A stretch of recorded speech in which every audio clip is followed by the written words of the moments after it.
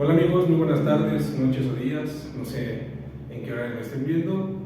Mi nombre es Miguel Ruiz y yo soy licenciado en Derecho y para términos o para efectos más acertados, soy licenciado en Derecho Penal y de esto es de lo que van a tratar nuestras charlas, pláticas, en estos videos que voy a estar subiendo por aquí, ya sea en la página de Facebook, YouTube, pues sin más.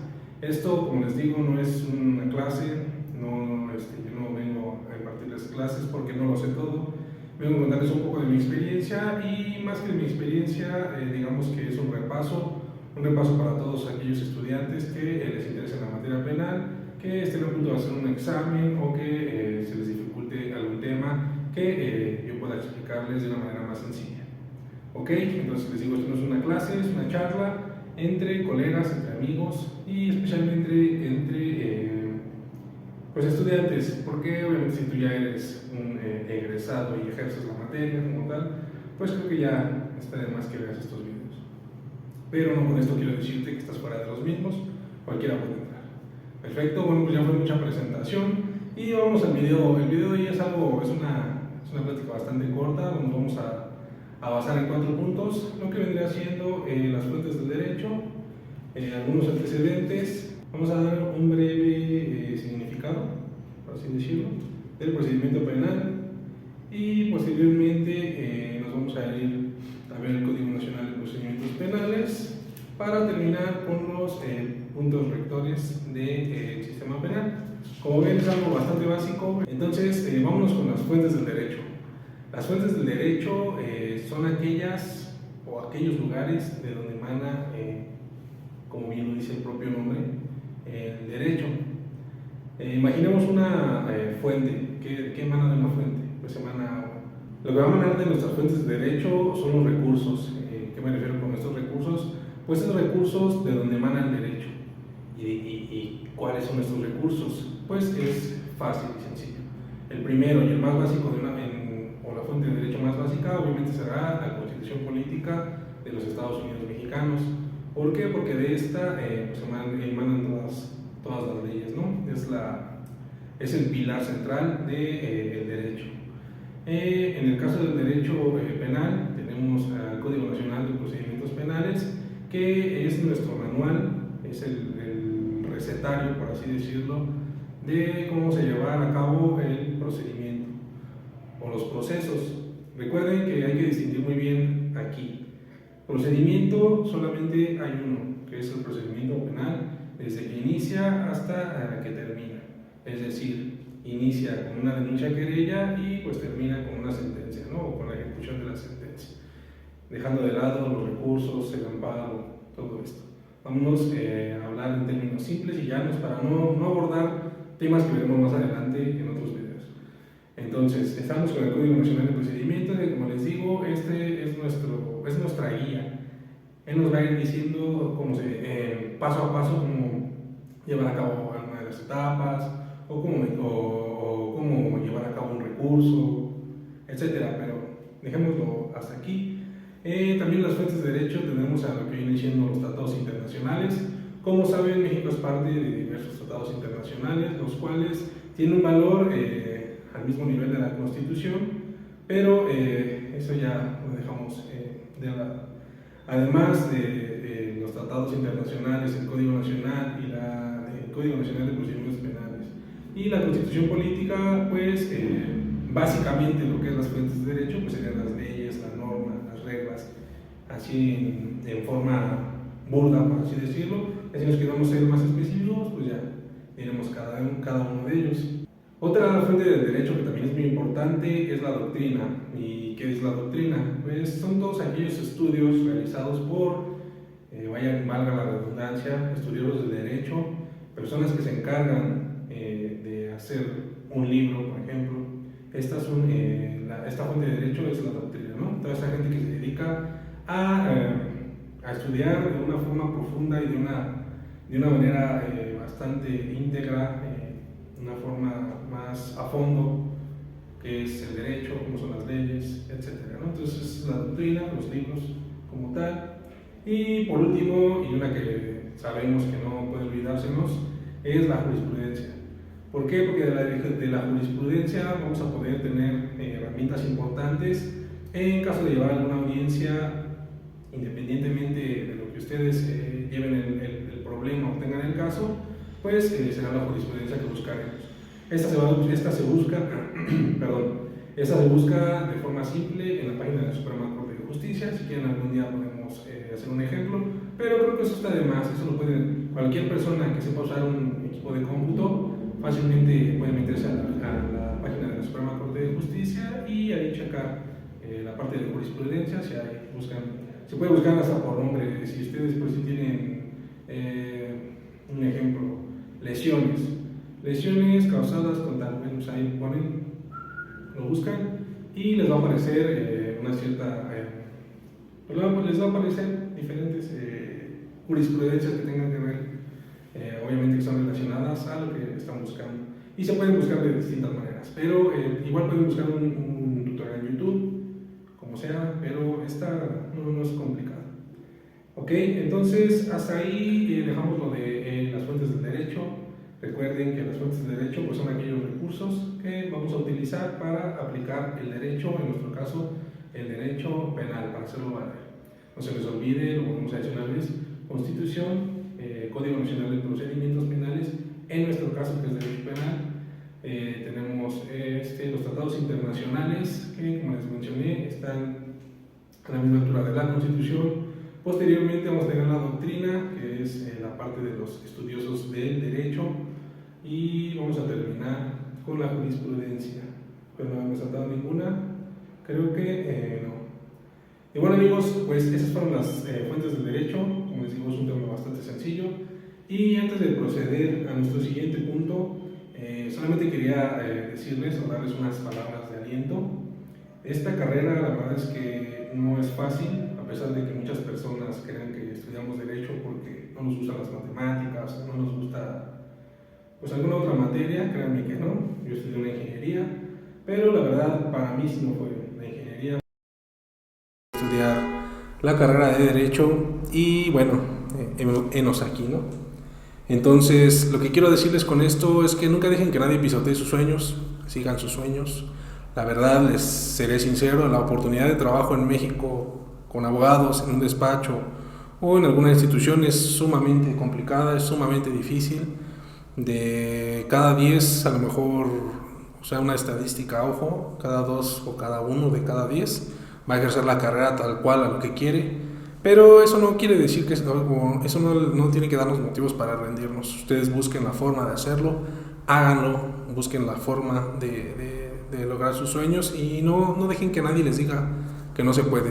Todo se puede en esta vida, ni siquiera su misma familia, papás, hermanos, primos, tíos. Ustedes deben de hacerlo y si ustedes saben lo que quieren, háganlo. Pueden empezar como yo, así, bueno, un ejemplo, pueden empezar a hacer videos de sus conocimientos, ayudando a alguien, etcétera. Pero bueno, ese fue un breve intermedio, dándoles un consejo de vida. Lo que sigue es los antecedentes como tal del sistema oral, porque si bien recuerdan, antes de nuestro sistema de oralidad teníamos un sistema mixto, un sistema bastante desequilibrado e injusto para la mayoría de las personas, porque si bien sabemos, en aquellos tiempos con que te agarraran tú debías demostrar que pues eras inocente, ¿no? Y ahora nosotros somos inocentes hasta que se nos demuestre lo contrario. La verdad es que es un cambio de paradigma bastante bueno para la mayoría, bueno, no para la mayoría, para todos, porque recuerden que nadie estamos exentos de tener un pie en un reclusorio. Es una verdad cruel, pero es una verdad cierta, y más en estos tiempos. Entonces, amigos, les pido por favor que estudien mucho, vean audiencias. Si pueden ir a audiencias, vayan a audiencias, y si no pueden ir porque trabajan, yo entiendo que trabajan o tienen diferentes asuntos, todos tenemos muchas ocupaciones en nuestra vida, pues métanse a YouTube a ver audiencias, audiencia inicial, y ahí en la audiencia inicial van a ver la audiencia de control, alegatos de apertura, formulación de imputación, etcétera, etcétera, etcétera. No quiero entrar en más detalles, y de ahí es como van a ir obteniendo el conocimiento práctico.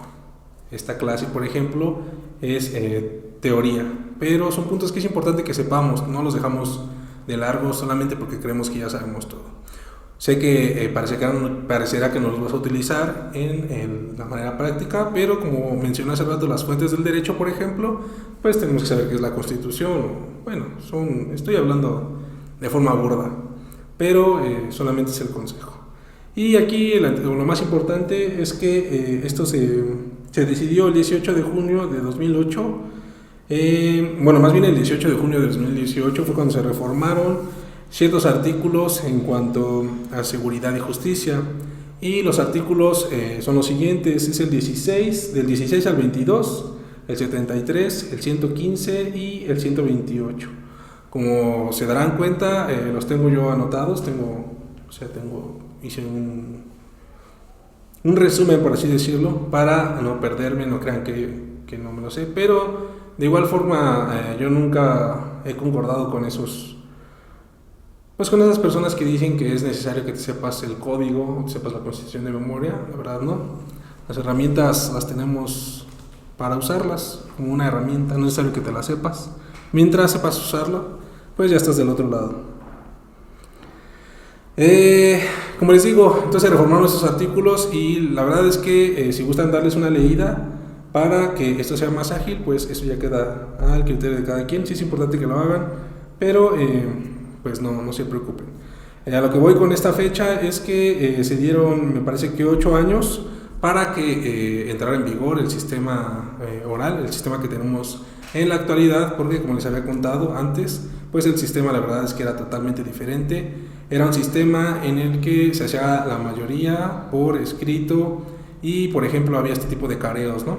Ya saben, mandaban a llamar al imputado, el imputado estaba atrás de una reja, y en el caso de hacer los testimoniales o este tipo de herramientas, pues existía el famoso careo, y era un careo en realidad, o sea, de frente. Ponían al imputado del otro lado de la reja y te ponían a la persona que estaba testificando en su contra o hablando en su contra, este principio de controversia, y pues empezaban a hablar. Esto afortunadamente ya no es así, porque créanme que a pesar de que ya no sea así, el hecho de tú entrar a una audiencia, no estoy hablando como asesor jurídico ni como defensor, que en nuestro caso o en tu caso estas clases van más como para defensor, pero no quiero hacer de lado a los asesores, pero cumplimos, a pesar de estar en la misma audiencia, cumplimos ciertas funciones un tanto diferentes, pero eso ya lo veremos más adelante. Entonces, como les digo, la presión de estar aún así como testigo es difícil.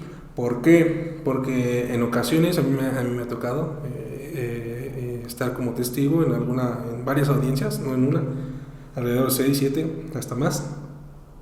Y ustedes imaginen que este escritorio es donde se encuentra yo, defensor, y el imputado. Del lado izquierdo, puede ser del lado derecho, donde quieran verlo, pero generalmente es del izquierdo. Se encuentra la víctima o ofendidos, el Ministerio Público y el asesor jurídico. Y del lado de frente siempre va a estar el juez o el tribunal de enjuiciamiento, dependiendo qué etapa del procedimiento estés. Bueno, en esta estaríamos en la intermedia, en el desahogo de pruebas.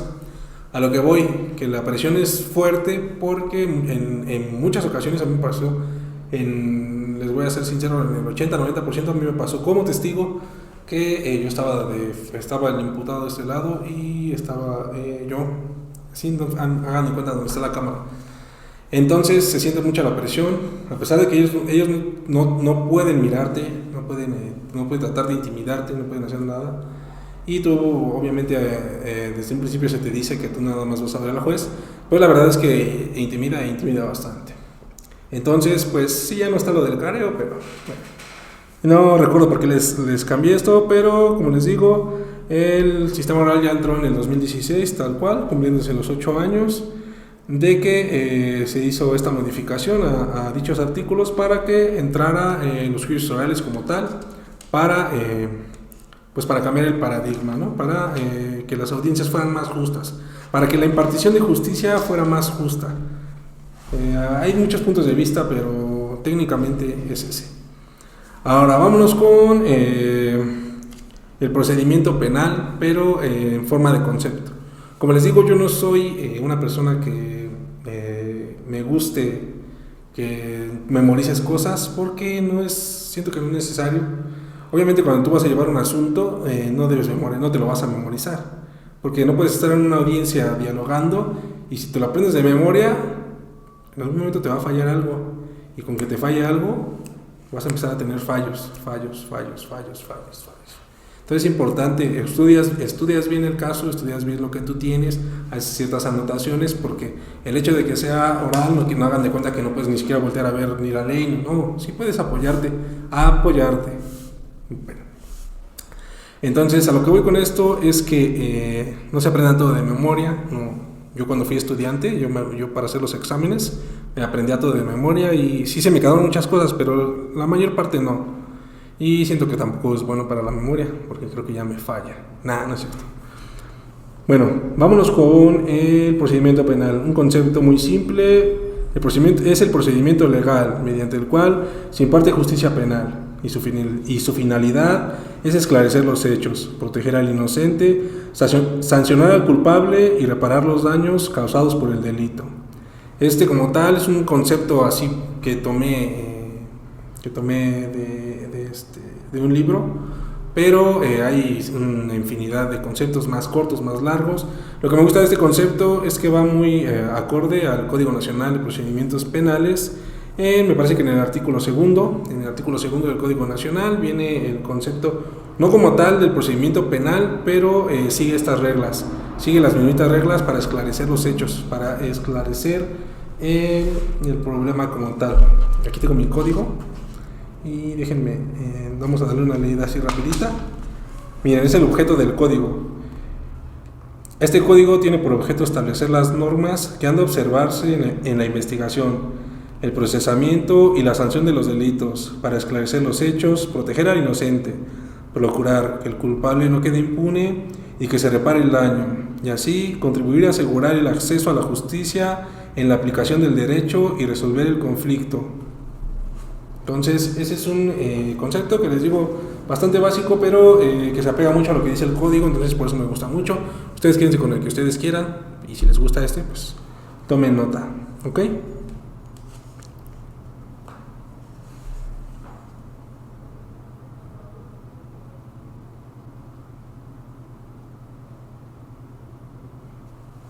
Perfecto, ya hablamos de lo que son las fuentes del derecho, hablamos del antecedente y ahora básicamente lo que sigue sería hablar del Código Nacional de Procedimientos Penales como tal. Yo aquí tengo este no está actualizado, es del 2016, pero no se preocupen, no es tanto que traigan el librito como tal. No me acuerdo cuánto me costó, como 400, 500 pesos en aquellos tiempos, pero es más fácil descargarlo de internet, de la página, no me recuerdo si es la de la Suprema Corte, pero ustedes busquen el Código Nacional de Procedimientos Penales actualizado y ahí lo pueden descargar, lo pueden tener en digital, o bien sí necesitarán imprimirlo porque las audiencias no pueden utilizar el celular. Entonces, pero si quieren también igual comprar el librito, pues está bastante práctico, pero como ustedes quieran. La ventaja de descargarlo de internet es que siempre va a estar actualizado, esa es una ventaja, pero pues lo dejo a su criterio. Entonces, ¿qué es el Código Nacional de Procedimientos Penales? Pues es un código que trató de unificar todos los códigos de todos los estados. ¿Por qué? Anteriormente, cada estado tenía su código. Chihuahua tenía su estado, el Estado de México tenía su código, Durango tenía su código, o sea, cada estado tenía su código. ¿Qué pasaba? Era más difícil litigar o apersonarte en un juicio en otro estado. ¿Por qué? Porque tú ya estabas acostumbrado, o más o menos ya llevando distintos casos, pues a manejar el código. Por ejemplo, yo soy de la Ciudad de México, a utilizar el de la Ciudad de México. En caso de que fueras a Durango, tenías que usar el de Durango. En caso de que fueras a Nayarit, tenías que usar el de Nayarit. Y la verdad es que las leyes cambiaban las medias aritméticas, cambiaba como tal la lectura de la norma, o sea, era un rollo diferente. La verdad es que soy sincero, yo nunca vi uno o nunca intervine en uno de otro estado, pero es a base de la experiencia que van dejando nuestros maestros que podemos contar este tipo de cosas. Entonces trató de cambiarse el paradigma. ¿Para qué? Para unificar la ley, para que hubiera una unificación y fuera más fácil impartir justicia, que se tuviera acceso a justicia y que se aplicara como tal la ley. Entonces con esto ya podemos litigar en cualquier parte del país sin temor a que nos vamos a enfrentar a una ley diferente. Entonces con eso se simplifica todo lo que viene siendo el sistema oral y penal. ¿Qué otra cosa les iba a decir? Como dato importante, es del 5, se promulgó el 5 de marzo del 2014, o salió a la luz, como quieran verlo. Y pues como les digo, es algo muy favorable para todos los abogados, ya que no vas a necesitar de acudir a otra ley o de llegar a otra ley. Con tu mismo código vas a poder hacerlo aplicable, vas a poder hacer valer la ley en cualquier lugar de la República. Ahora, ya les había hecho mención hace unos momentos, disculpen si soy repetitivo, pero así es esto, es repetitivo, todo va de la mano con todo. Entonces suele haber casos que a lo mejor ya expliqué algo y dentro de ese algo expliqué algo que iba a ver más adelante, como es el caso. Esto que les estaba diciendo del Código Nacional de Procedimientos Penales, ¿qué quiere decir? O cómo se utiliza, o cómo sirve, pues él nos va a ir dando paso a paso las formas, cómo podemos llevar el procedimiento penal para que no se hagan broncas, para que no se hagan bolas. Mi lenguaje es coloquial, yo no utilizo un lenguaje pues lleno de tecnicismos, porque de nada sirve que yo les hable con tecnicismos y les hable en latín si no me van a entender nada. Aparte de que, seamos sinceros, estudiar el derecho es poco tedioso porque es mucho. Ahora llevamos 23 minutos y pues vamos creo apenas a la mitad o un poquito adelantados. Pero lo que voy es que es mucho, entonces no traten de aprenderse todas las cosas. Esto, como les digo, sirve como una guía, ahí les va dando todas las etapas, cómo se llevan los procesos. Aquí está, por ejemplo, actos procedimentales, formalidades, audiencias, resoluciones judiciales. Por acá más adelante vamos a tener los actos de investigación, vamos a tener la etapa de juicio, tenemos las soluciones alternas y forma de determinación anticipada. Entonces, si le ponen atención aquí ya van ya tienen cubierto por lo menos un 70, 80%. 60, 70, también depende de la habilidad jurídica que tenga cada quien para cada caso, porque aunque tú conozcas bien esto, pues también tienes que saber argumentar dentro de una audiencia, tienes que saber interrogar, contrainterrogar. Yo he presenciado muchas audiencias con abogados que yo no critico a nadie, pero suelen tener ciertas deficiencias al momento de hacer un interrogatorio o un contrainterrogatorio, o se adhieren a lo que dice su abogado que venga acompañándolos, etcétera. Pero bueno, entonces hasta aquí dejamos lo del Código Nacional de Procedimientos Penales. Espero me hayan entendido. Si no, cualquier duda pueden dejármela en los comentarios y yo sin problema puedo contestarla. Podemos hacer un short o podemos hacer otro video de la duda o las dudas que tengan. Si son muchas de un mismo tema, pues podemos checarlo sin ningún problema. Miren, aquí hice una anotación. De forma simple nos dará la receta para llegar a un objetivo determinado dentro del procedimiento penal. ¿Ok? En simples términos. Listo, amigos. Ahora ya terminamos las fuentes, terminamos los antecedentes, pasamos por lo que era el concepto, después posteriormente pasamos con lo que era el Código Nacional de Procedimientos Penales, cómo se utilizaba y cuál es su importancia. Y pasamos con los principios rectores. Los principios rectores en el Código Nacional de Procedimientos Penales vamos a encontrar más, o sea, vamos a encontrar más de los que yo les voy a decir, pero les voy a dar los 5 que son los rectores o son la base como tal del procedimiento penal. Estos principios son básicos. Quería que hicieran esa pausa, la hice para que ustedes recordaran cuáles son. A ver, les voy a dar otra pausa para que piensen cuáles son los básicos y les voy a dar una pista. El primero tiene que ver con las audiencias a una puerta abierta. Les doy unos minutitos para que piensen cuáles son, y si no, pues ahorita yo se los digo.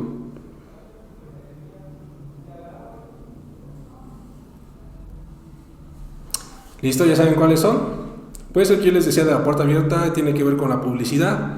El primer principio es el principio de publicidad. ¿Qué quiere decir este principio? Pues básicamente que las audiencias tienen que ser públicas. ¿Para qué? Para que haya un acceso a la justicia más viable. Es decir, que cualquier persona puede entrar a una audiencia y ver cómo se lleva a cabo para que técnicamente se vea que no haya o no se vaya a prestar a la corrupción. Es un ejemplo, no lo digo con una certeza impecable. O sea, es este acceso a las audiencias de manera pública.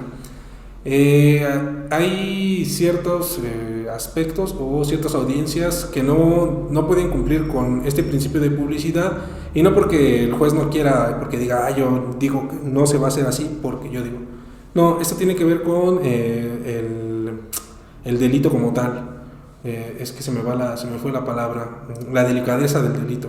O sea, un delito en donde la víctima o el ofendido se vea muy vulnerable. Vamos a dejarlo así. No lo voy a decir porque puede que Facebook, pero un tipo de delito de ese índole, de ese carácter, o de ese tipo de delitos que sean muy delicados, como les digo. Entonces, se les hace pregunta a la víctima y ofendido, víctimas ofendidos, que si quieren que sea puerta abierta o puerta cerrada, o ya directamente es a criterio del juez, o dependiendo de algunos delitos. ¿Ok?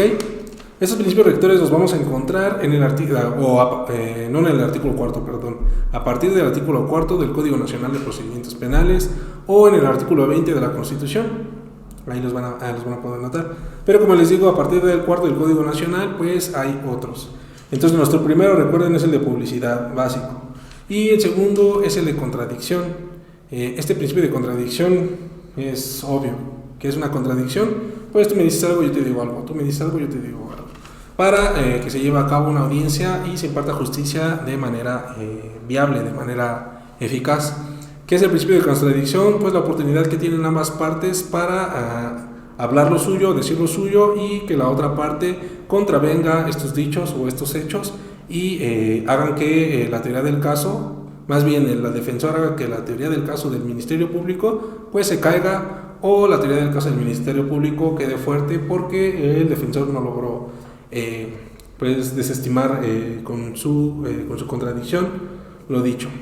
Entonces ese se encuentra en el artículo 6 del Código Nacional de Procedimientos Penales, así en simples términos.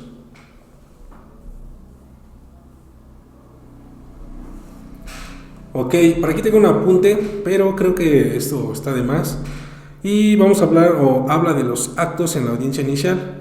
Y dice que en la audiencia inicial pues, está el control de la detención, la formulación de imputación, la vinculación a proceso, las medidas cautelares, plazo para cierre de investigación. No recuerdo por qué hice esta anotación, pero tiene que ver, me imagino que con el principio de contradicción, dado que en la audiencia inicial, pues, cuando el Ministerio Público formula su imputación, no me quiero adelantar, pero si no sabes qué es una formulación de imputación, el Ministerio Público, con su investigación que realizó, va a narrar los hechos, tal cual, como él hace una narración de hechos, su teoría del caso. El día tal, a tal hora, haciendo tal momento, esta persona se encontraba caminando, pasó, llegó le hizo esto, y era tal hora, llegó la patrulla, y tal, el policía tal, o sea, es una narración de los hechos como tal. Esa es la teoría del caso que va a aplicar el Ministerio Público. Ahí es cuando le formula imputación, con toda esta narración de manera fáctica, es decir, solamente sobre los hechos tal cuales. Aquí todavía no va a haber datos ni medios de prueba, ni se van a desahogar pruebas, nada de esto. Eso va en la etapa intermedia. Ahorita solamente estamos en la etapa inicial. Una vez que se formó la imputación, el Ministerio Público le va a decir al juez, terminando el relato, de esta manera, señoría, pido que se le formule imputación a tal. ¿Ok? Y entonces el juez te va a dar el uso de la voz, si eres defensor, y te va a decir, defensa, tiene el uso de la palabra. Y ya tú, pues es que el Ministerio Público dice que a tal hora pasó esto, pero ¿cómo es posible que haya pasado a tal hora si dice que la patrulla llegó en un momento seguido y lo agarraron a tal hora? Y entonces va a haber un uso de la voz de ambas partes contradiciendo los hechos de cada uno para hacer que el juez determine quién da la mayor credibilidad o quién tiene la mayor credibilidad o quién demostró más utilizando la ley, y él va a decidir si se formula imputación o si se vincula proceso o si no se vincula proceso, etcétera. No digo más porque me adelanto mucho. Vámonos con el siguiente punto, que es el principio de continuidad, que se encuentra en el artículo 7 del Código Nacional, y pues las audiencias tienen que llevarse de forma continua. Como se los mencioné en los actos de la audiencia inicial, tiene que llevar de forma continua, pues, es decir, primero se va a llevar el control de la detención, la formulación de la imputación, la vinculación al proceso, las medidas cautelares, etcétera. Y este principio tiene que ver mucho con el de concentración. El principio de concentración nos dice que se tienen que llevar la mayor parte de actos en una misma audiencia.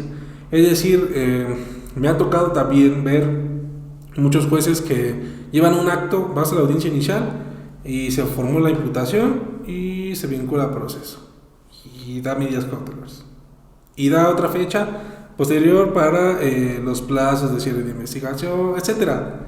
O sea, no soy tan preciso, pero a lo que me refiero es que le dan muchas vueltas al asunto. No digo que todos, pero sí me ha tocado ver alguno por ahí que no aplica muy bien este principio de concentración, pero bueno, eso es a criterio de cada quien. Yo no juzgo ni me importa saber cómo hacen su trabajo. Ellos hacen su trabajo como ellos lo ven que es correcto y está perfecto. No quiero entrar en controversia en este punto, simple y sencillamente es una apreciación mía.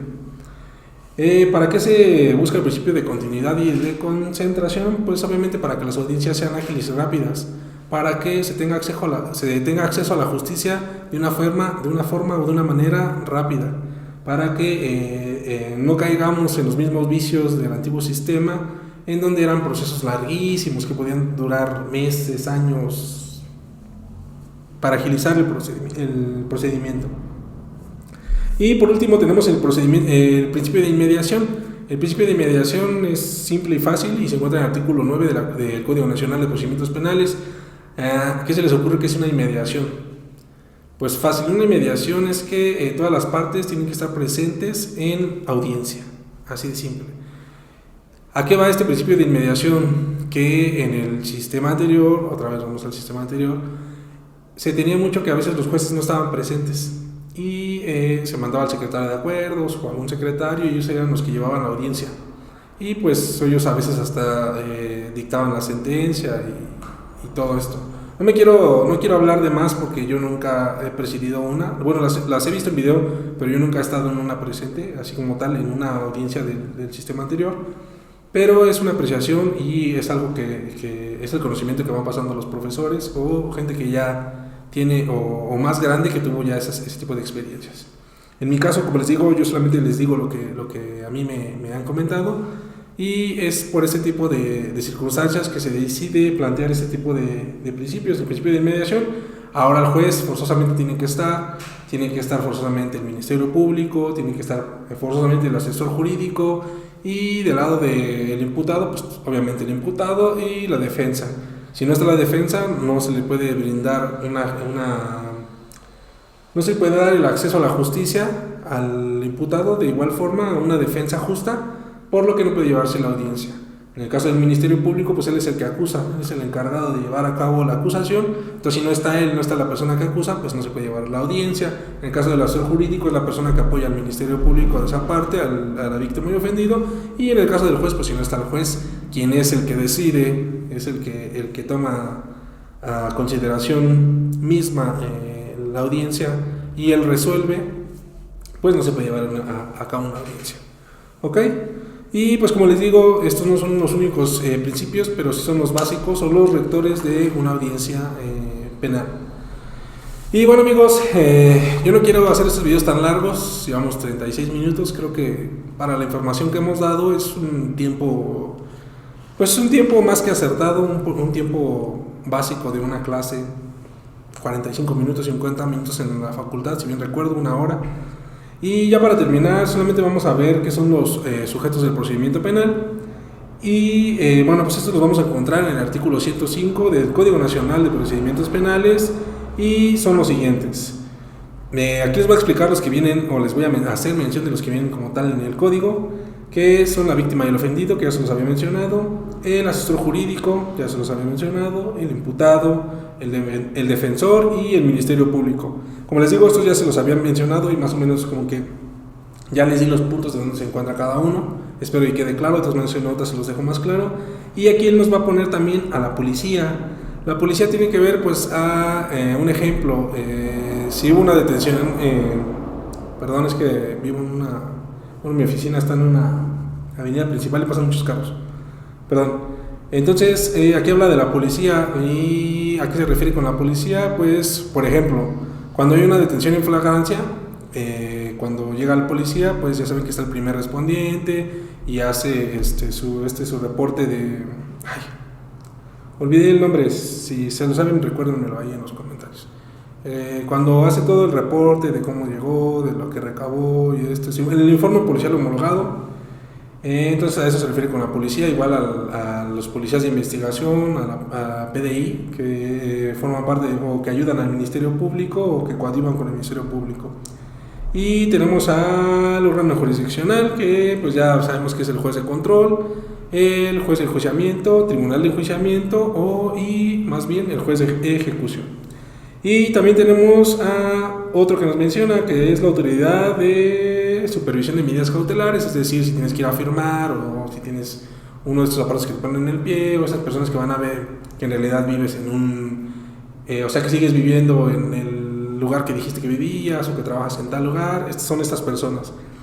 Y los de suspensión condicional del proceso, que pues es la autoridad que se encarga del mismo. Bueno, como tal, pues esas son las partes que intervienen, que son los sujetos procesales, pero yo ya les hacía mención de los que participan como tal en la audiencia. Ya para no hacerlo más largo el video, les hacía mención, cuando tú entras a la sala de audiencias, hay una valla y hay muchos asientos. En esa parte va a haber público o bien pasan a los testigos. Antes de que entren los testigos se pueden sentar, ya posteriormente a petición del juez pues ya pasan a una cabina donde tienen que estar aislados para que posteriormente desahoguen su testimonio.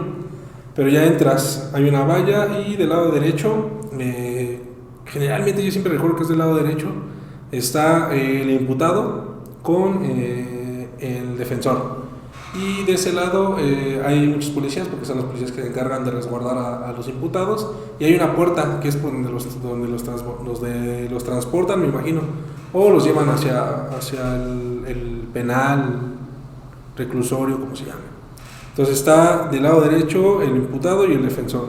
Y luego directamente del lado izquierdo van a tener al asesor jurídico, al Ministerio Público y a la víctima u ofendida. Y ya en la parte de enfrente van a tener al juez.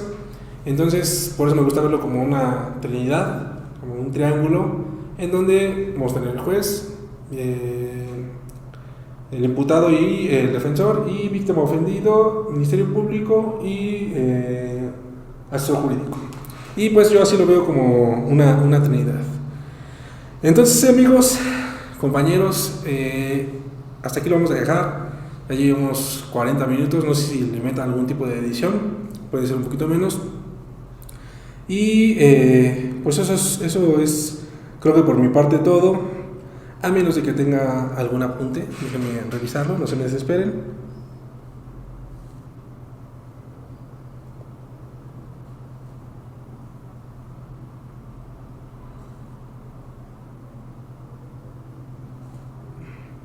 Bueno, aquí les hice unas anotaciones rápidas de lo que venía diciendo o del papel que juega cada una de las partes.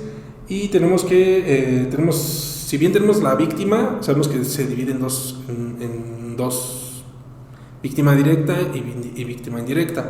¿Sí saben cuál es la diferencia de cada una? ¿No? ¿Sí? Perfecto. La víctima directa pues es aquella sobre la cual recae directamente la afectación.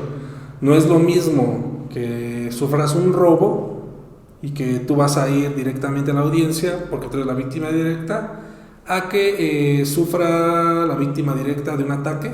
Y entonces, ¿quién va a asistir? Las víctimas indirectas, ¿no? Entonces, la víctima indirecta es aquella persona que como tal no recae el agravio directamente sobre él, sobre su persona, pero que al final de cuentas, por ser un familiar, por ser la mamá, la hermana, el sobrino, el primo, los hermanos, como quieras verlo, pues sufren por el hecho cometido. Entonces esa es la diferencia. Posteriormente tenemos al Ministerio Público, y pues el Ministerio Público, como les había mencionado ya, es el órgano encargado de acusar, es el órgano que lleva sobre sus hombros la carga de la prueba. Es decir, el Ministerio Público debe demostrarle al juez que el imputado cometió el hecho delictivo o el hecho como tal, y él va a hacer toda la materia del caso y va a meter sus pruebas, y bueno, lo iremos viendo en las demás pláticas. Ese es el papel del Ministerio Público. Posteriormente tenemos al asesor jurídico, que está igual con las víctimas, y él se va a encargar por velar para que se haga justicia a las víctimas. Ahí como tal lo tengo: vela por los intereses de la víctima u ofendido. Y posteriormente pues tenemos al imputado, que es la persona que se supone, porque recuerden que es inocente hasta que se le demuestre lo contrario, que cometió el hecho que se configura como un delito. Ese es el imputado. Y tenemos al defensor, que seremos nosotros, si es el caso que te vas a dedicar a ser defensor público. Bueno, sí, defensor público, defensor privado, dependiendo del caso en el que te encuentres. Y pues va a ser la persona que va a velar por los intereses de nuestro representado, del imputado. Y vamos a poner aquí: es quien debe desacreditar la teoría del caso del Ministerio Público por medio de datos de prueba, medios de prueba, etcétera, por medio de ya sea cual sea la estrategia jurídica que vayas a aplicar, pues es la manera en la que tú vas a velar por los intereses del imputado para que salga absuelto en caso de que se logre el cometido, o pues por lo menos lleve un proceso más lento, o uses una solución alterna, un medio alternativo una solución alterna de controversias, para que pueda salir ya sea libre o pague menos, etcétera. Pero eso ya lo iremos viendo en otras pláticas. Bueno, amigos, esto ha sido todo por el día de hoy. Espero les haya gustado mucho la conversación. Ya saben, como les digo, como tal es una charla, es una plática, es un repaso para que pues tengamos presentes los conceptos, tengamos presentes las cosas. Esto lo puedes... les había dicho que nada más iba a estar en Facebook y en YouTube. Olvídenlo, también va a estar en Spotify, para que, por si son de ese tipo de gente que le gusta correr, ir a hacer ejercicio, pero quieren estar actualizados o quieren estar escuchando sobre temas jurídicos, para que no se les olvide, como es mi caso. Yo así aprendí mucho, descargaba videos y me ponía mis audífonos, me salía a caminar, a correr, al gimnasio, infinidad de cosas, y es más práctico. Entonces también lo van a encontrar por ahí en Spotify. Ahora sí, ya no les hago más largo esta plática. Espero les haya gustado mucho, espero haya sido claro.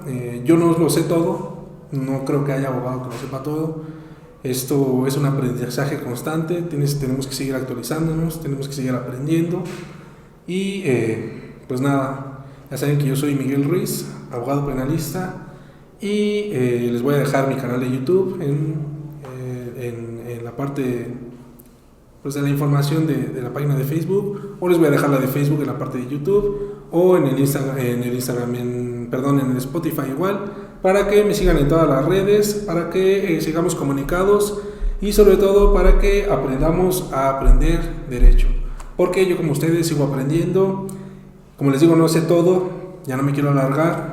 Si me equivoqué en algo, si están de desacuerdo en algo, no hay por qué pelear, No hay por qué agredirnos, no hay por qué ser groseros. Simple y sencillamente podemos dejar un comentario y mencionar en esta parte, no concuerdo con usted, abogado, por esto. En esta parte discrepo con usted por esto y me parece que esto es así.